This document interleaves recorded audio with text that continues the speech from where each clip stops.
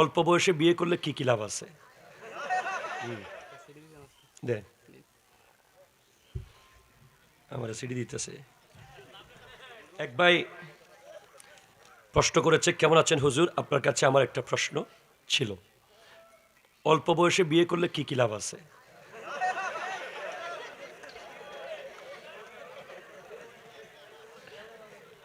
বিয়ের বিষয়ে পরিবার মানতে চায় না, এই কথাটা নিয়ে যদি কিছু বলতেন।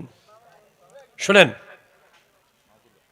আমাদের সমাজে এত বেশি বিয়েকে কেন্দ্র করে ব্যাড চিন্তা, ব্যাড কালচার, ভুল ইনফরমেশন মাথায় ঢুকেছে, যেগুলো বের করতে হলে ওই ওপেন হার্ট সার্জারি মতো অপারেশন করতে হবে, সমাজকে অপারেশন করতে হবে। একটা ছেলে যখন বিয়ের উপযুক্ত হয়, তার বাপ মা যদি তাকে বিয়ে না করিয়ে আরেকটু ভালো চাকরি কর, ঘরটা বানাই, হজ থেকে আসি, তোর বড় ভাই রয়ে গেছে, বোনের বিয়েটা দি, এগুলোর সাথে বিয়ের কোনো সম্পর্ক নাই, ঠিক কিনা জোরে কথা বলেন। যেই সন্তান মনে করবে তার বিয়ে দরকার, সে তার আব্বা আম্মাকে বলবে আমাকে বিয়ে করিয়ে দেন, আমি গুনাহ থেকে বাঁচতে চাই। এখন আপনি কিভাবে বিয়ে করাবেন? মেয়ের বাপ বলে, ছেলে কি সরকারি চাকরি করে? মেয়ের বাপের অহংকারে দুনিয়া ভরে গেছে, কয় আমার মেয়ে তো অমুকের অমুকের সমুক, কে কইছে তোরে প্রস্তাব দিতে, আমার মেয়ে তো এলাকার শ্রেষ্ঠ। আরে ভাই, মেয়ে নিয়ে অহংকার করা উচিত নয়, ঠিক কিনা কথা বলেন। আপনার যদি মেয়ে থাকে, একজন রিকশাওয়ালা ছেলেও আপনাকে প্রস্তাব দিতে পারে, একজন দিনমজুরের ছেলেও প্রস্তাব দিতে পারে। যে কোনো পুরুষ, সে যদি পুরুষ হয়, সে প্রস্তাব দেওয়ার অধিকার রাখে। আপনি কবুল না করলে বলবেন ইনশাআল্লাহ আমরা ভেবে দেখব। এখন দেখা গেছে বিয়ে হয়ে গেছে টাকার সাথে টাকার বিয়ে, মানুষে মানুষে বিয়ে নাই, বিয়ে হয়ে গেছে বাড়ির সাথে বাড়ির বিয়ে, গাড়ির সাথে গাড়ির বিয়ে, বিলের সাথে বিলের বিয়ে।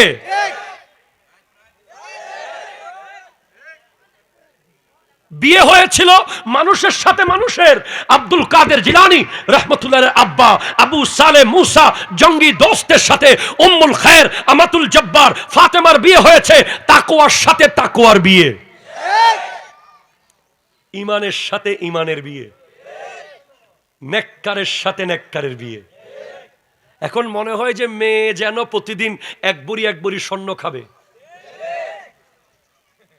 পোলার কি আছে, বাপের কি আছে, কোথায় রাখবে, কি করবে, কেমন করবে, আমার মেয়ে কি খাবে। আরে ভাই, আপনি ইসলাম স্টাডি করেন, তোয়ামুল ওয়াহেদে ইয়াকফিলিল ইসনাইন, একজনের খাবার দুজনের জন্য যথেষ্ট। তোয়ামুল ইসনাইনে ইয়াকফিলিল আরবা, দুজনের খাবার চারজনের জন্য যথেষ্ট।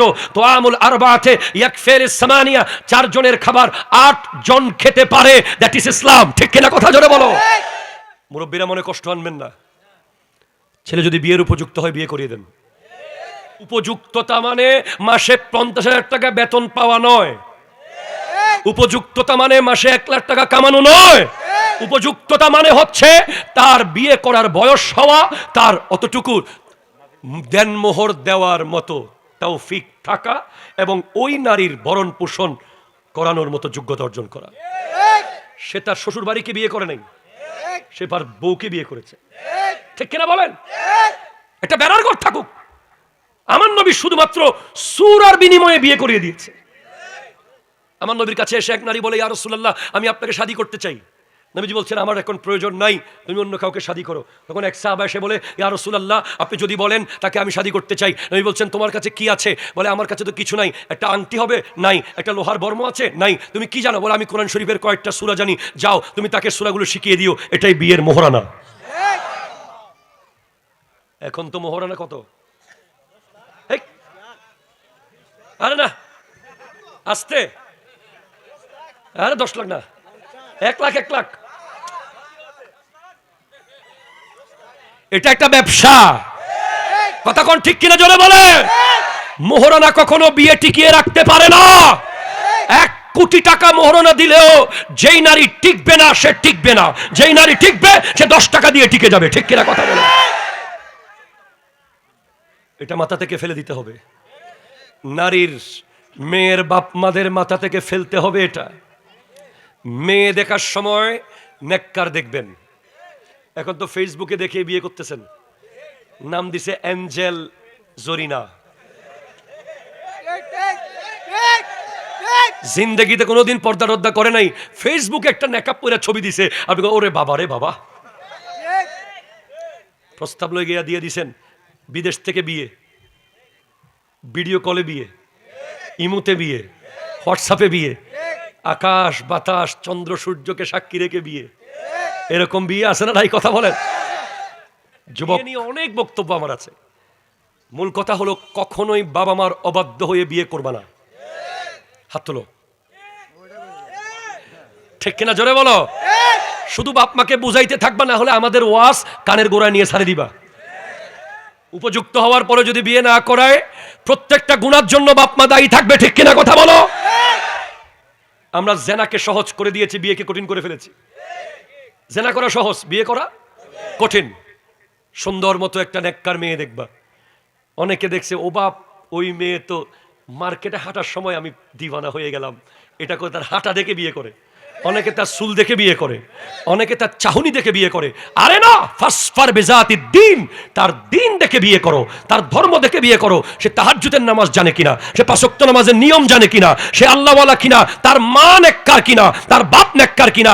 আর একটা কথা মনে রেখো, যেই ঘরে মা সর্দার, মায়ের নেতৃত্ব চলে, ওই ঘর থেকে বিয়ে করিও না।